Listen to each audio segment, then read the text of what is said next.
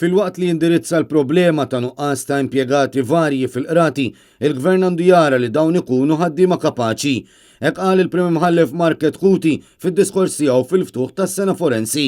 Fil-preżenza tal-President ta' Malta George Vella, il-Kap tal-Oppożizzjoni Bernard Grech, il-Prim Ministru Roberta Bela u l-Ministru tal-Ġustizzja Edward Zammit Lewis, flimkien ma' ta' imħalfin, maġistrati u ex-ġudikanti.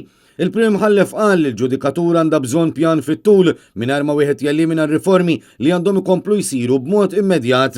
Semma wkoll il-ħtieġa li l-impjegati tal-qorti nataw pagi adekwati b'karriera għal futuru b'aġġornament kontinwu fil-qasam tal-ġustizzja. Il-Prim Imħallef qal li żieda kbira fin-numru ta' kawżi tul iż-żmien qed ipoġġi pressjoni akbar fuq in-numru ta' ġudikanti li hemm bħalissa. Tenna li ngħaddew ħafna liġijiet uħud ta' natura speċjalizzata li tefgħu pressjoni akbar fuq il-ġudikanti. Iż-żieda fin-numru ta' ġudikanti din l-aħħar sena għenet biex jitqassam sew ix-xogħol għalkemm in-numru tagħhom f'kull kompetenza mhux biżżejjed biex ilaħħaq man-numru dejjem jiżdied ta' kawżi u jinqata' l-backlog. Dan jott ukoll għall-qorti ta' Għawdex fejn l-eluf ta' kawżi li jidħlu ta' kull sena irridu jinqasmu bejn 23 maġistrat. Semma wkoll il-fatt li l-ispazju hu ristrett ukoll fil-qorti tal-familja fejn hemm bżonn ta' spazju adattat għal proċeduri sensittivi li jmissu kwistjonijiet ta' relazzjonijiet personali u ta' tfal.